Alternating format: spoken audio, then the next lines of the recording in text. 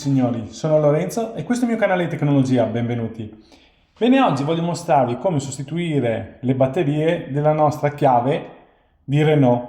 Stessa cosa può andare bene anche per una Dacia, sono uguali. Questa è la chiave, non la tessera, quella che si preme qua e esce la chiave. Qui ci sono i comandi per aprire e chiudere. Adesso io ho provato ad aprire e non funziona, quindi dobbiamo sostituire la batteria. Come si fa? Allora, chiudiamo innanzitutto la chiave. Vedete qui dove c'è il simbolo di Renault, ok?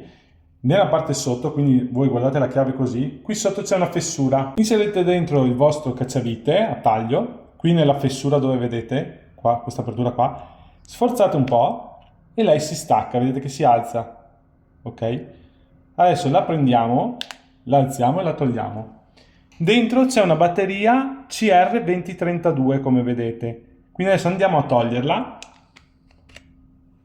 togliamo il po' di sporco che c'era qui, magari datogli una soffiatina in modo da tenere bel pulito. Sempre con il cacciavite andate a premere questi tastini qua neri in modo che si stacchi la batteria e poi andiamo dentro e togliamo la batteria. Eccoci qua, tolta la batteria.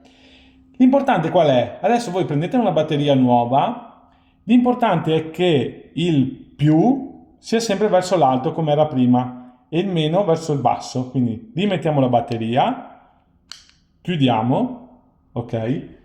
Qui vedete che nella custodia c'è scritto il più, quindi il più deve stare sempre verso l'alto in questo caso, reinseriamo dentro la nostra plastichetta, eccoci qua, chiudiamo.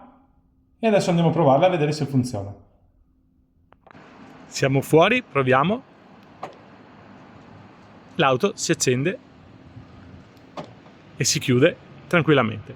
Quindi batteria sostituita. Bene signori, video concluso, funziona tutto quanto. Se il video vi è piaciuto mettete un bel like, iscrivetevi al canale e attivate le taste notifiche. Grazie a tutti e arrivederci. Ciao ciao!